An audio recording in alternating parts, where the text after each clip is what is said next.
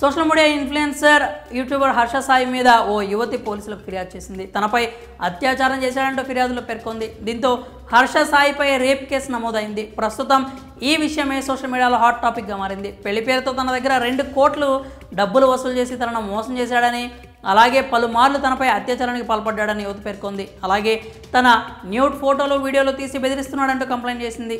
ప్రస్తుతం పోలీసులు ఈ కేసుపై దర్యాప్తు సాగిస్తున్నారు. ఇదే సమయంలో హర్ష సాయి పరారీలో ఉన్నాడంటూ కూడా పలు కథనాలు వినిపించాయి. ఈ నేపథ్యంలోనే హర్ష సాయి యువతి చేసిన ఆరోపణలపై స్పందించి నిజానిజాలు త్వరలోనే బయటకు వస్తాయంటూ ఇన్స్టాగ్రామ్లో ఓ పోస్ట్ పెట్టాడు. దీంతో ఈ కేసు కొత్త మలుపు తిరిగింది. తాజాగా హర్ష సాయి లాయర్ ఈ కేసుకు సంబంధించి పలు విషయాలను వెల్లడించారు. వివరాల్లోకి వెళ్తే హర్ష సాయి లాయర్ టి చిరంజీవి ఈ కేసు విషయంపై స్పందించారు. హర్ష సాయి ఎలాంటి తప్పు చేయలేదని, ఇవన్నీ అబద్ధపు కట్టుకథలు అంటూ అతనికి అంత అవసరం లేదని చెప్పుకొచ్చారు. హర్ష సాయి ఒక సక్సెస్ఫుల్ యూట్యూబర్. అతను వీడియో పెట్టగానే మిలియన్స్లో వ్యూస్ వస్తూ ఉంటాయి. అందుకే అతని పాపులారిటీ నాశనం చేయడానికి డబ్బు కోసం మాత్రమే ఆ అమ్మాయి ఇలా చేసిందని లాయర్ చెప్పుకొచ్చారు. 2 ఏళ్ల క్రితం వరకు కూడా వీరిద్దరికీ ఎలాంటి పరిచయం లేదు. అలాగే ఆ బాధిత యువతి హర్ష సాయినే హీరోగా పెట్టి సినిమా తీసే స్థాయిలో ఉందని తెలిపారు.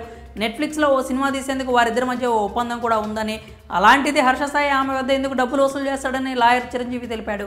హర్ష సాయిని ఆమె షూరిటీ అడిగితే ఇవ్వలేదని, అప్పటి నుంచే ఈ ఎలిగేషన్స్ మొదలయ్యాయి అన్నారు. ఇక హర్ష సాయి పారిపోయాడంటూ వస్తున్న వార్తలపై కూడా అతను లాయర్ స్పందించారు. హర్ష సాయి ఎక్కడికి పారిపోలేదు అన్నారు. హర్ష సాయి తండ్రి మీద కూడా కేసు పెట్టారని, కానీ ఇంతవరకు హర్ష సాయి తండ్రి రాధాకృష్ణ ఆ అమ్మాయిని కలవలేదు అని తెలిపారు. కనీసం ఆ యువతిని చూడలేదు అన్నారు.